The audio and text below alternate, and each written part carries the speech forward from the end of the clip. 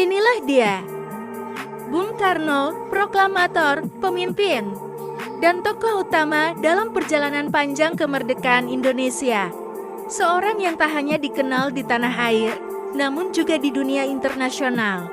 Tapi siapa sebenarnya Soekarno?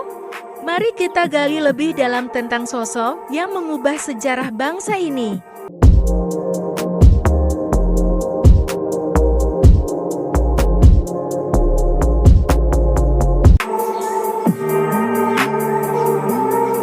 Soekarno lahir pada 6 Juni tahun 1901 di Surabaya, Jawa Timur, dengan nama asli Kusno Sosrodihardjo. Ia merupakan anak dari seorang guru dan seorang ibu yang penuh kasih. Namun, takdir membawa Soekarno menuju perjalanan luar biasa yang jauh dari dunia biasa. Dari usia muda, Soekarno sudah menunjukkan kecerdasannya.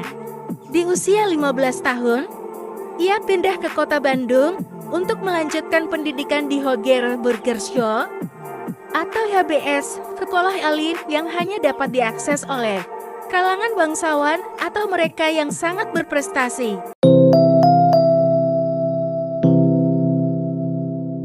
Selama menempuh pendidikan di Bandung, Soekarno bertemu dengan banyak tokoh intelektual dan mulai terpapar dengan ide-ide perjuangan kemerdekaan.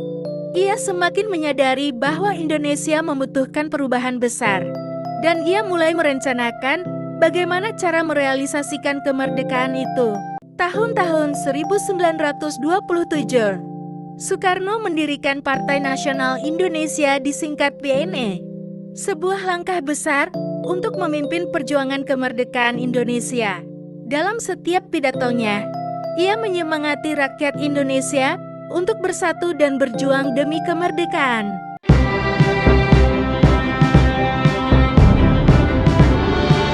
Proklamasi. Kami, bangsa Indonesia, dengan ini menyatakan kemerdekaan Indonesia.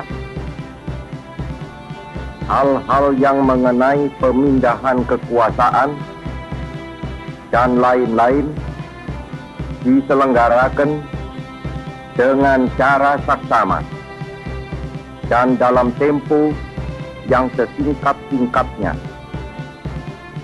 Jakarta, 17 Agustus 1945, atas nama bangsa Indonesia, Soekarno, Hatta.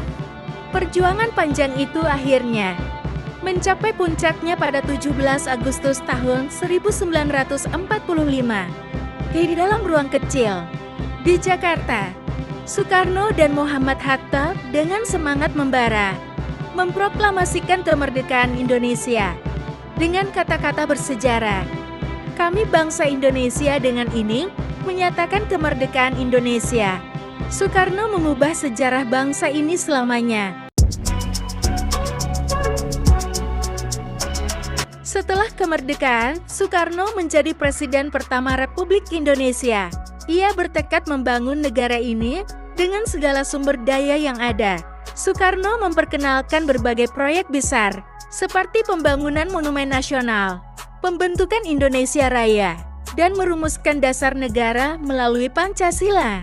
Bung Karno juga dikenal dunia internasional sebagai pemimpin yang menggalang solidaritas negara-negara Asia dan Afrika. Ia menjadi pelopor gerakan non-blok dan memimpin konferensi Asia Afrika pada tahun 1955 di Bandung.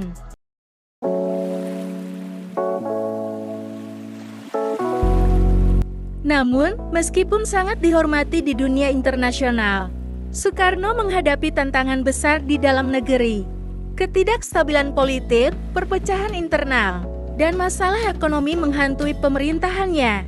Konflik dengan partai-partai politik dan kelompok militer semakin memuncak.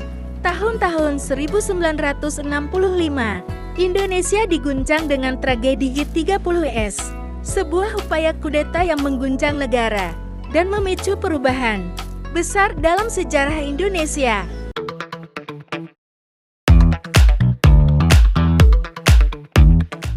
pada tahun 1966.